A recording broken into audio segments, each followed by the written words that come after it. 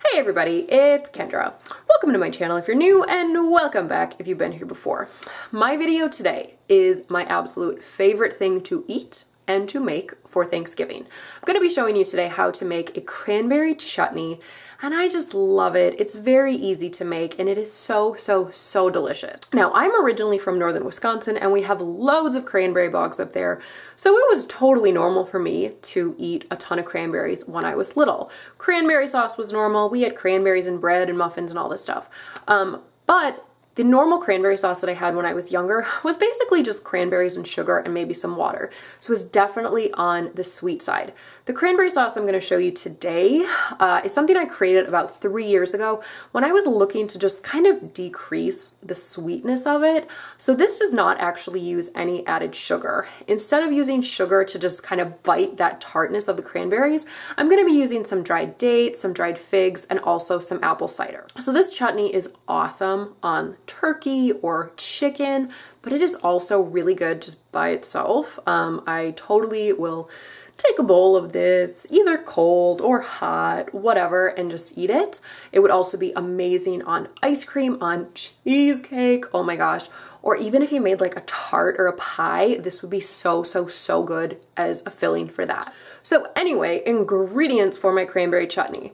You're gonna need some cranberries. I've got about 5 cups of organic cranberries here. And then you're gonna need a bunch of other fruit. So basically when I do this, I just kind of figure out what I have. I generally use some apples, so I'm gonna be using 2 apples today. I believe these are both Honeycrisp. I also really like to put pears into this. I love the texture of pears when they're cooked down and they take on the flavor of the cranberries. I've got 2 of these. These say they are Concord pears. So fancy. I've got a couple d'Anjou pears I'm going to throw in as well. I have an Asian pear that has seen better days, and that's been sitting in my fridge for a while and needs some love. I'm also going to be using some persimmons here. Persimmons are great to use in this sauce because they are quite sweet.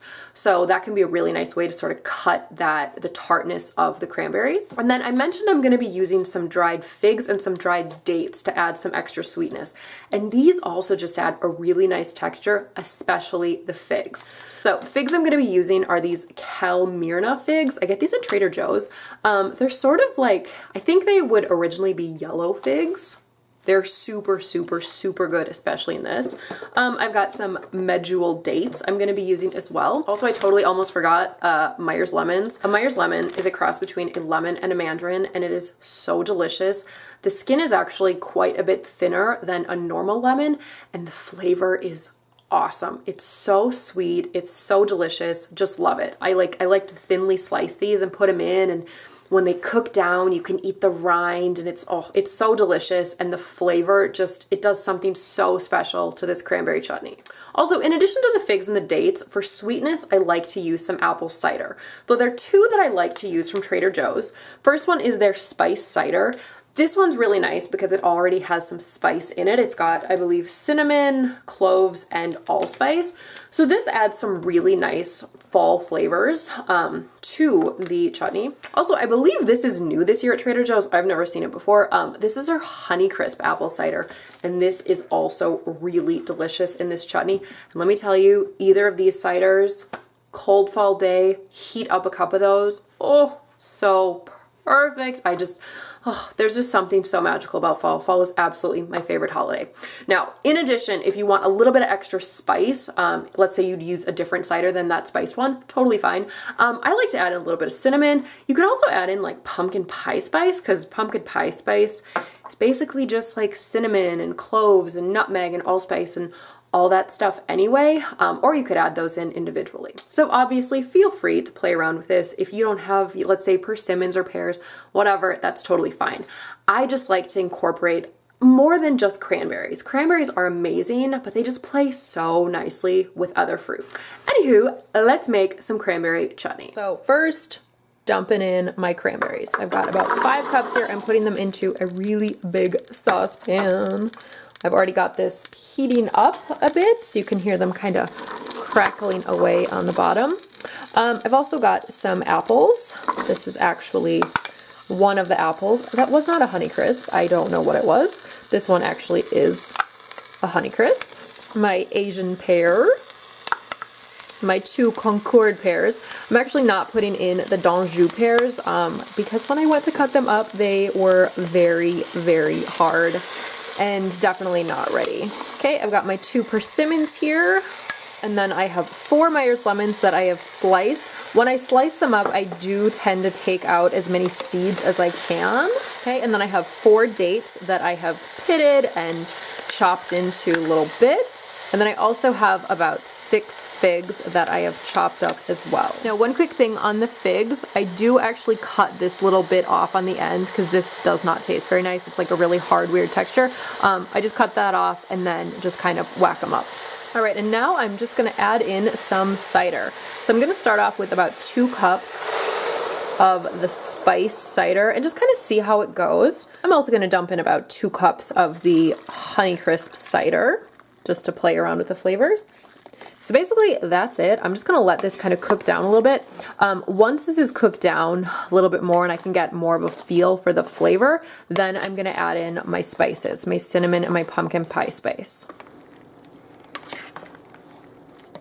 All right, so this has been cooking for about a half an hour now. I did actually add in about 1 more cup of cranberries just because this seemed a little bit too juicy.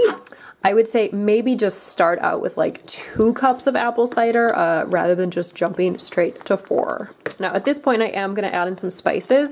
So I'm gonna dump in maybe like a ½ teaspoon of cinnamon and then also about a ½ teaspoon of pumpkin pie spice. Also, feel free to just kind of taste this as you go. Add as much or as little spice as you like. And frankly, if you think it tastes a little bit too tart, you know, add in a couple more dates, add in a couple more figs. All right, so I'm just gonna let this keep on cooking. I think I'm gonna wait until these ones on top that are still pretty whole, I'm gonna wait till those are kind of broken down a little bit. All right, I probably let this cook down maybe 10 or so more minutes after I added the spice. I would say we're pretty good. Alrighty, my cranberry sauce is cooked. Let's take a bite. Whew,